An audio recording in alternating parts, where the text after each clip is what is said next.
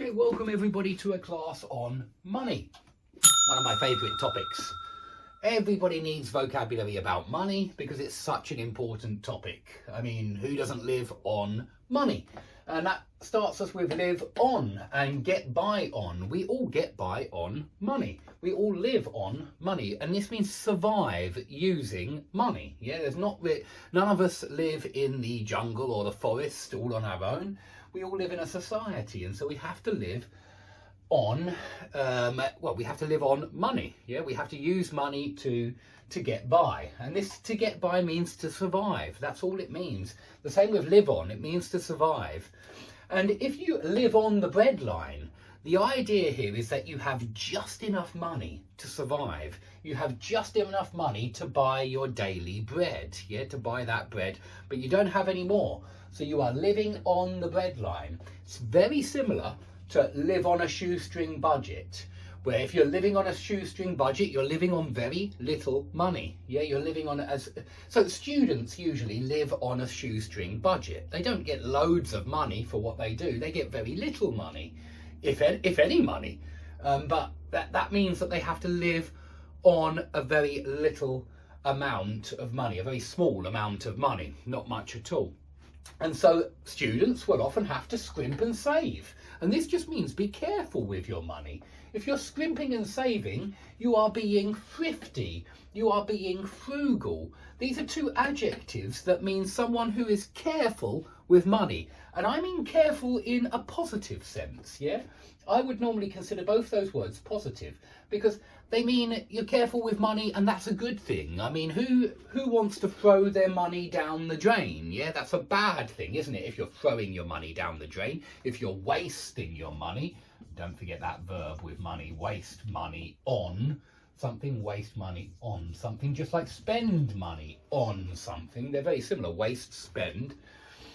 So remember these two adjectives, thrifty and frugal, they mean that you're careful with money. So you're scrimping and saving, and you're careful not to waste money. You're careful not to throw it down the drain or chuck it down the drain. Another verb for throw is chuck, and we often say chucking your money down the drain. Okay, so do be thrifty, do be frugal. Don't chuck your money down the drain. Scrimp and save. Don't run up huge debts. And if you run up huge debts or run up a huge bill, this phrasal verb, it only collocates with a few words, and it's debts or large bills. So you can run up large fees or huge debts, and it just means that you are accumulating. This really does mean accumulate huge debts. Yeah, the huge debts are building up and building up and piling up and piling up, and you have huge bills to pay. You are running up huge bills. So don't use this phrasal verb with many other nouns, because it doesn't work with many other nouns, but it does work with debts, bills, you know, things like that, costs, expenses. You can run up very large expenses. Okay, now I hope you're not doing that, because that's not a good idea. You'll get into debt, and if you get into debt, you'll have to pay off your debts. And please use this verb for meaning completely pay your debts. Yeah, we all have debts, sadly. I think most people in the UK, if they have a house, then they have a mortgage. Most people, it seems to me. I don't know anyone who doesn't have a mortgage. And so you need to pay off that mortgage. You'll always be borrowing money to buy property in the UK. Now, this one is very useful to make ends meet. If you are able to make ends meet, that means you are able to pay the bills. Just about, yeah? This does not mean you are rich or wealthy. It just means that you are just about able to pay all of your bills, to put food on the table, yeah? And so that we would use the expression to make ends meet, yeah?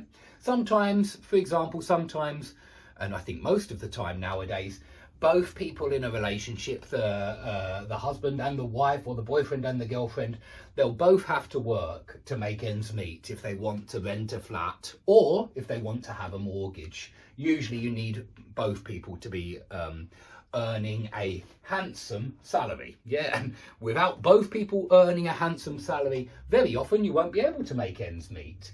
So remember this one, it's used all the time, it's very useful. Now these two are very useful. If you splash out on something, it means you spend a load of money on something which you really want, which you're really happy about buying. And that's why this one is positive. It's willingly spend a lot of money. Compare it with fork out on. Same prepositions there. Fork out on is reluctantly pay for something. So we all fork out money on our taxes, yeah? Nobody pays their taxes willingly. Everybody pays their taxes reluctantly. You know, we have to, okay, but nobody, I don't think anybody pays their taxes with a smile on their face. And so you fork out money on your taxes. And yeah, or you fork money out on your taxes. I'd put the something in there actually, because you could fork £50 or £500 out on a new television, yeah, or something like that. And if you're like me, you will definitely do that reluctantly, because £500 for a TV is ridiculous. And anyway, I mean, who wants a TV? But you splash X amount of money out on something, or you fork X amount of money out on something. So do remember that. Do learn how they work, these phrases. Don't just learn them as words on a list like I've got them on this board. Learn all your vocabulary in phrases, in sentences, in the correct collocations. You're making your life easier. So yeah, fork something out on something, splash something, an amount of money out on something. If you fall back on somebody or something, it means you use that somebody or that something as a last resort. You've tried everything else, yeah? You've tried everybody else, you've tried everything else to help you, but in the end you have to fall back on your parents for some money, something like that. Maybe you're a student, you've been trying to scrimp and save, but it hasn't been very successful. Sadly, you've splashed out on a few things, maybe a new car, and so you've got no money left. You are completely broke, skint, penniless. Yeah, these adjectives are good for when you don't have any money. You are broke, skint, penniless, virtually penniless, you can say. It's a good adverb collocation. But these are adjectives we use for somebody with no money. So if you're now broke or skint or penniless, you might fall back on your parents, and that just means that you use them as the last resort, yeah, so you can get some financial support. But it doesn't have to be financial support. It doesn't have to be financial. It could be something else. But yeah, use somebody or something as a last resort. Okay, to live in the lap of luxury. This means that you are living a luxurious lifestyle. And so perhaps you are a very wealthy person, yeah? I mean, this certainly doesn't sound like you are broke, skint, penniless. This sounds like you are a wealthy, rich person, yeah? And don't forget that adjective, wealthy, because we do use it a lot for somebody who is rich. And we also say well off for somebody who is provided for. And look, there are lots of new words here, provided for. If somebody is provided for, they are well off.